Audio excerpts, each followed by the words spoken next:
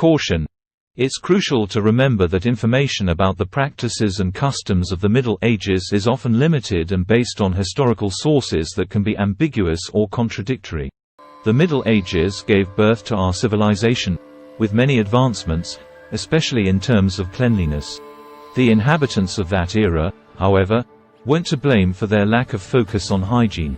They had more pressing concerns, like avoiding starvation. Living in the medieval times would have exposed us to a harsh reality when it came to cleanliness.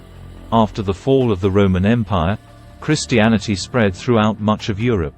This historical process, spanning 10 centuries, can't be classified solely as an era, but rather as the condensation of thought and culture.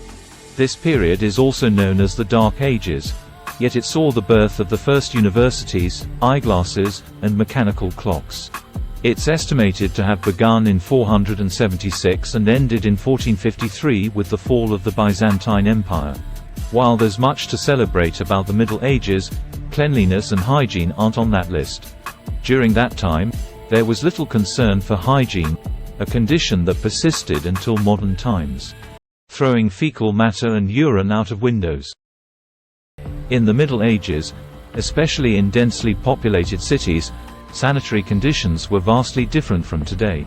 The lack of sanitation infrastructure and limited understanding of hygiene led to practices that are considered unsanitary and unpleasant today.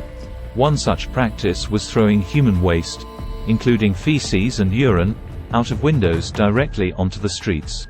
This occurred for several reasons. Lack of sanitation systems. Medieval cities lacked modern sewage and sanitation systems. Flush toilets connected to sewer networks didn't exist, leaving people with no convenient way to dispose of waste.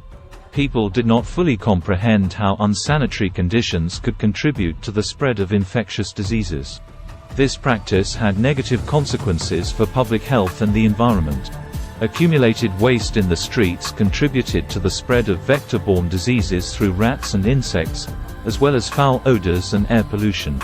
Unsanitary conditions were common in many medieval cities, leading to higher disease rates and mortality. Urine as an exfoliant. During the Middle Ages, there was a belief in the beneficial properties of urine for the skin, leading to its use in certain personal care practices.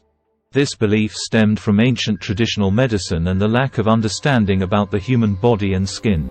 It was thought that urine contained components that could positively affect the skin, such as uric acid and ammonia. These components were believed to have exfoliating, disinfecting, or even skin whitening properties. In some cases, urine was used as part of beauty and personal care routines. It could be applied directly to the skin or mixed with other ingredients to create homemade beauty products. However, it's important to note that these practices weren't universal and weren't followed by everyone in the Middle Ages. Using hands for cleaning. During the Middle Ages, hygiene and sanitation practices were drastically different due to limited scientific and technological knowledge. In many cultures and societies of that era, lack of modern sanitation facilities led to personal hygiene practices that would be considered unsanitary today. One of these practices was using hands for cleaning after defecation.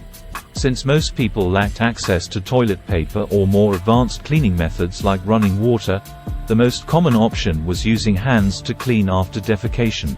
Later, water, sand, leaves, or other available materials could be used to attempt a more thorough cleaning. Wigs to conceal lice.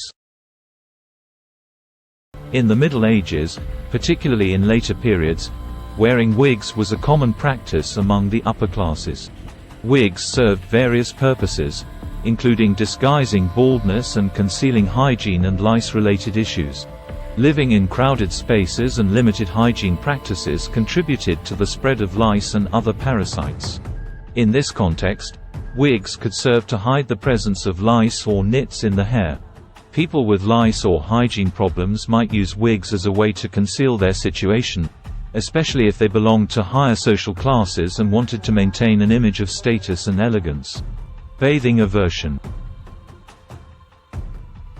In many European societies, there was a widespread aversion to bathing and personal cleanliness. This attitude was influenced by a combination of factors, including religious beliefs, the influence of humoral medicine, and, of course, the lack of scientific understanding and technological limitations. Religious beliefs. In some cases, religious beliefs influenced attitudes toward cleanliness. The hesitations towards bathing back then went beyond simple personal hygiene. Primarily, they were influenced by concerns about promiscuity, which played a crucial role in how people perceived bodily cleanliness. 1. Some considered humility and renouncing worldly pleasures as religious virtues, and bathing could be seen as an indulgence.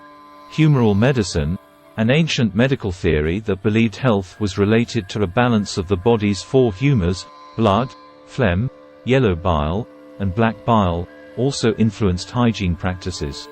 Excessive bathing was believed to disrupt this balance and cause illness. Poor dental hygiene.